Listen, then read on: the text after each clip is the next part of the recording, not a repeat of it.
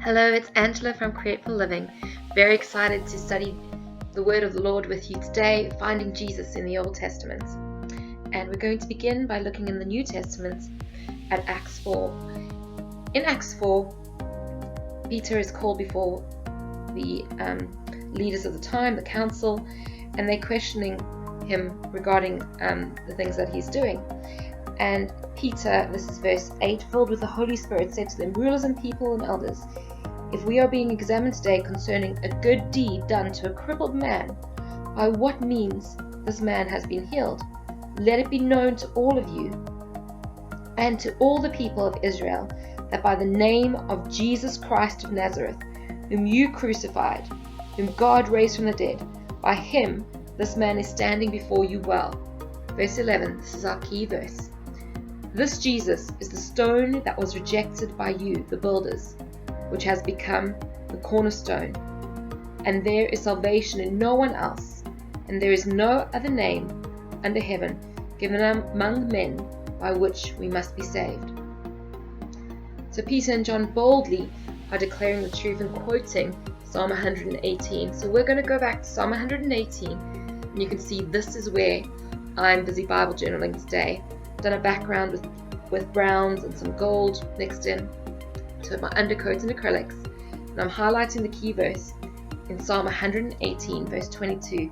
"The stone that the builders rejected has become the cornerstone." Verse 23 says, "This is the Lord's doing. It is marvelous in our eyes." And this whole chapter, Psalm 118, is an incredible Bible verse, which really speaks about the coming Messiah. It talks about salvation. It talks about the fact that verse 17, "I shall not die but live and recount the deeds of the Lord."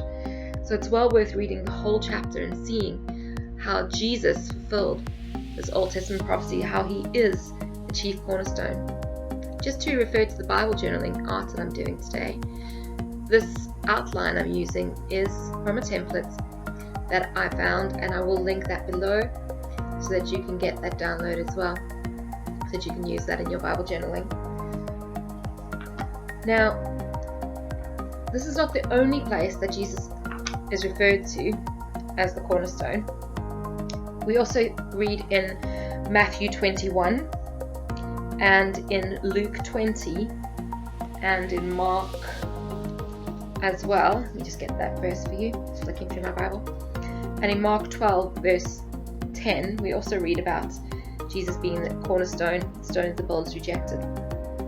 And in those verses, it's a parable of the tenants where a vineyard is looked after by tenants, and the owner sends servants to go and get things from the vineyard, and they end up killing the servants. Eventually he sends his son, and they also mistreat his son. They also kill his son. And so that's referred to then. Jesus is teaching from that. He says, "Haven't you read about the stone the builders rejected?" So just saying to them how that should have been a warning to them on how this shouldn't happen. And this parable that he's telling is to warn the people of that time that are challenging Jesus' authority, that they should look at the Old Testament scriptures to see that they themselves are fulfilling them, because he is the chief cornerstone. Another reference to the cornerstone is in Ephesians. And in Ephesians 2 verse 18 to 21, it talks about being one with Christ, one body. "For through him we both have access in one spirit to the Father. So then we are no longer strangers and aliens, but fellow citizens with the saints and members of the household, built on the foundations of the apostles and the prophets, Christ himself being the cornerstone, in whom the whole structure, being joined together, grows into a holy temple of the Lord. In him you are also being built together into a dwelling place for God by the Holy Spirit." So we can see again that Christ is the cornerstone, and we're built on this foundation of all the work of the prophets and the apostles from the Old Testament. So again, I'm just reminded how valuable the study is, to be looking at the words in the Old Testament that Jesus fulfilled.